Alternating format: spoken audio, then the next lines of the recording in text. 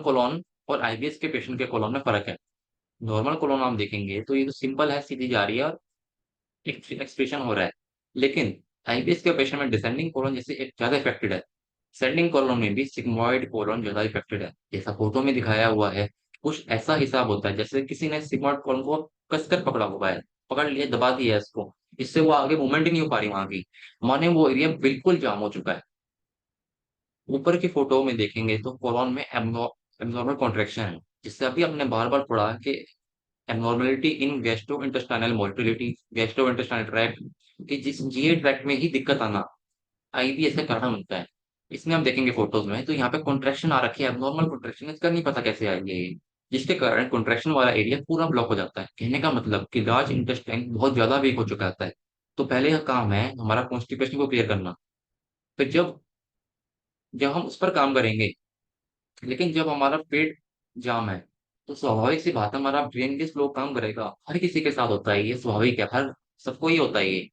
सिर्फ किसी को सिंपल कॉन्स्टिपेशन भी होगा तब भी उसका ब्रेन जाम हो जाएगा। अगर पहले से ही स्ट्रेस है तो वो और बढ़ जाएगा, वो एक का चार होके दिखेगा सामने। इसके लिए B12 फॉर्मूला का ज्यादा कार्य हो रहा है।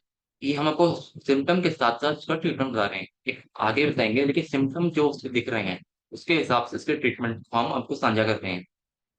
फिर जब व्यक्ति व्यक्ति जब भी मानसिक रूप से परेशान होता है तो वो पहली बात तो ये है कि वो बात को पकड़ लेगा कि मेरे पेट में दर्द है। तो वो दर्द बना रहेगा, उसने बात को पकड़ ली पहले तो कि मेरे तो पेट में दर्द रहता है। साइकोलॉजी है उसकी, उस साइकोलॉजी को समझना मेन बात है। कम दर्द को भी वो ज्यादा महसूस करेगा। अब मान लीजिए हमारे ट्रीटमेंट उसको फर्क भी पड़ गया, 2 दिन वो ठीक रहा, तीसरे दिन उसको हल्का सा भी एक माइन्यूट सा दर्द उठेगा। अरे यार दर्द हो गया मेरे तो आज, मैं तो 2 दिन बिल्कुल ठीक था, अब तो देखो दर्द उठ गया, इतनी तेज दर्द हुआ मेरे, मैं तो क्या बताऊं, सहना ही नहीं हुआ। चाहे वो दर्द हल्का सा ही क्यों ना हो, लेकिन वो दिमागी तौर से इतना परेशान था कि उसने एक का चार करके हमारे को बताया। नेगेटिव विचार मन में आते जाएंगे कि कहीं मेरे साथ ऐसा ना हो जाए, मेरे को वो ना हो जाए, कहीं ये दिक्कत बढ़ गई तो मैं क्या करूंगा, फलाना ढिमकाना। तो ये सब सोचेगा। ये पेशेंट की साइकोलॉजी समझनी पड़ेगी क्योंकि दिक्कत ही साइकोलॉजी की है, जिससे वो और ज्यादा डर जाएगा। गुरुजी बोलते थे, N for negativity, N for niacin. याद रखिए, N for negativity, N for niacin. और जो व्यक्ति पास्ट में जीता है वो एडीआर का पेशेंट है, उसको उसका एडीआर यानी कि एड्रिनल ग्लैंड कम काम कर रहा है। और वो सब चीजें हमारे को इसमें देखने को मिलेंगी। क्यों? बार बार देखिए आप पीछे की वॉलपेपर कि इसका जो पिंजरा है ये ब्रेन है, और जो चिड़िया है ये उसके जो थॉट्स अटके हुए थे वो चिड़िया है ये। उस ब्रेन को जब हम ओपन करेंगे, यानी कि अपनी बातों से, हमारे ट्रीटमेंट से जब वो ब्रेन ओपन होगा, उसकी फंक्शनिंग बढ़ेगी, तो चिड़िया जब आजाद होगी, यानी कि इसके मन के विचार अटके हुए जब बाहर आएंगे, तो वो ठीक होगा। इसलिए ऐसे लोगों में B12 का बहुत मुख्य रोल देखा गया है। और जो B12 है वो बहुत ब्रेन और बॉडी में काम करता है। ब्रेन में तो B12 का बहुत अच्छा रोल देखा गया है। पेशेंट जब भी हमारे पास आए तो पहले ही दिन से उसे 15 मेडुला इंटू 3 और 8 एडीआर इंटू 2, ये 6 एडीआर की कंडीशन को देख के, कहीं उसको बीपी ज्यादा ना हो और एडीआर देने से उसको बीपी ना दिक्कत आ जाए, सब चीज देख के ही देना है। इतना ट्रीटमेंट उसको रोज देंगे या फिर उसको रोज या फिर हर दूसरे दिन में देंगे, उसको रिकवरी फास्ट होती देखी गई है। क्योंकि ये पेशेंट में म्यूकोस स्टूल की दिक्कत होती है, माने इन्फ्लामेटरी कंडीशन आई है। लेकिन ये पेशेंट पर डिपेंड करेगा कि उसको एडीआर चाहिए या नहीं चाहिए। क्योंकि उस ऐसी उदासी वाले पेशेंट को एडीआर अच्छा काम करता है, लेकिन फिर भी एक बार एनालाइज करना अच्छा होता है कि कौन सा पॉइंट देना है, कौन सा नहीं देना। कि ऐसा भी ना हो, हमने एडीआर तो दिया था कि उसकी डिप्रेशन जो है वो दूर होगा, उसकी इन्फ्लेमेशन दूर होगी, लेकिन मान लो कि एडीएस से कोई और दिक्कत भी ना बढ़ जाए।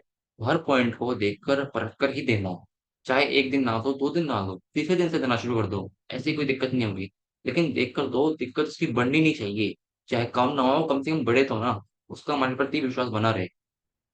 वो ये ना रहे कि मैंने तो तुमसे ट्रीटमेंट लिया, मेरे को तो दर्द बढ़ गया। अब ऐसी स्थिति में हम क्या करेंगे? कुछ भी नहीं बोल पाएंगे उसको तो, क्योंकि दर्द तो सही में बढ़ गया।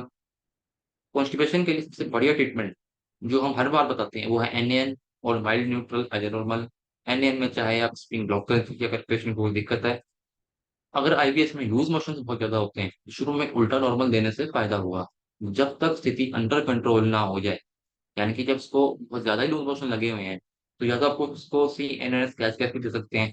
1 पॉइंट गैस होने से भी शुरू करेंगे तब भी उसको आराम आ जाएगा। और पेन पॉइंट के अनुसार ट्रीटमेंट देना है। ऐसा नहीं है कि उसको एक ही लिख कर का ट्रीटमेंट यही देना है उसको। हर रोज उसके पेन पॉइंट देखने हैं, हर रोज उसकी स्थिति जाननी है। हमारा जो ट्रीटमेंट है वो उस दिन की कंडीशन, उस दिन के सिम्टम देखता है, ना कि सिर्फ बीमारी देखता है। और आईबीएस टी में इंटेस्टाइन जो की जो मोटिलिटी है वो इतनी ज़्यादा होती है कि वो स्टूल के साथ जो फ्लूइड है, उस पूरी तरह से अब्ज़ॉर्ब ही नहीं करता, जिसके कारण लूज़ मोशंस होते हैं। ये बात जानिए कि इसके जो पेट में फ्लूइड होता है, फ्लूइड अगर नहीं होगा तो अब्ज़ॉर्प्शन नहीं हो सकता। आप कुछ मुँह में कुछ टॉफ़ी खाते हैं, अगर मुँह में सलाइवा ही नहीं है तो वो अब्ज़ॉर्ब नहीं हो पाएगा, वो ऐसे की ऐसे निकल जाएगी बाहर। लेकिन अगर मुँह में सलाइवा होगा तो उसका ब्रेकडाउन होगा और तभी वो अब्ज़ॉर्ब हो पाएगी। ऐसे ही हमारे पेट में होता है। अगर पेट में हमारे फ्लूइड है, वो पानी होता ही होता है सबके पेट में। जब वो होता है तभी खाना एब्ज़ॉर्ब हो पाता है, सूखा खाना एब्ज़ॉर्ब नहीं हो सकता। अगर तो वो मोटिलिटी इतनी तेज़ है, उसने फटाफट आगे भेज दिया।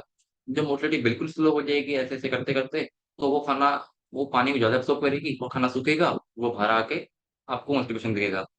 ऐसे लूज़ मोशन के पेशेंट में बारह लिवर 80 आइडिया से काफ़ी अच्छा लाभ मिलता है। गैस इत्यादि के दर्द के लिए सीएनएनएस गैस ऑल्टीसाइड बहुत बढ़िया काम करता है। ऐसा नहीं है कि हमारे पास आईबीएस की ट्रीटमेंट कम है, लेकिन अगर पेशेंट को इतने ही ट्रीटमेंट से आराम मिलता है, तो बड़े ट्रीटमेंट से की तरफ क्यों जाना? अगर उसको पहले दिन एनियन देने से, लेफ्ट विटामिन फॉर्मुलेशन देने से, बी12 देने से अगर फ़ायदा मिल जाए, हमारे बारह लिवर 80 देने से उसको फ़र्क मिल जाए और सबको मिलता ही है। हर पेशेंट को बार्ली बाई एडीआर दिया है, सबको चाहे कॉन्स्टिपेशन हो, चाहे लूज़ मोशन हो। वो लूज़ मोशन में भी एडीआर तो अच्छा काम करता है क्योंकि हमारा ट्रीटमेंट है, 6 राइट स्वेट और 6 एडीआर सभी दोनों बंद होते हैं। लेकिन पेशेंट की स्थिति जब है बहुत ज़्यादा खराब तो उसमें हम दे सकते हैं चीज़ें। लेकिन अगर अंडर कंट्रोल में है हमारे, तो हमें शुरू में उस दिन उल्टा नॉर्मल देके फिर एनएएन से शुरू कर देना चाहिए। एनएएन, बी12, left vitamin formation, barley by 8 ADR इतने ट्रीटमेंट से उसको फ़र्क मिल जाएगा। और उसकी डाइट ठीक करिए, उसका मानसिक तनाव पे काम करिए, उसको बैठाइए, काउंसलिंग कीजिए, इसी से वो ठीक होने वाला है। सिर्फ़ ट्रीटमेंट से हमारा फ़र्क तो पड़ेगा, लेकिन इसकी जो रूट कॉज़ है, उसको जानना ज़रूरी है। तो आशा है कि आपको समझ आया होगा ये आईपीएस का चैप्टर। इसमें बहुत ज़्यादा लंबा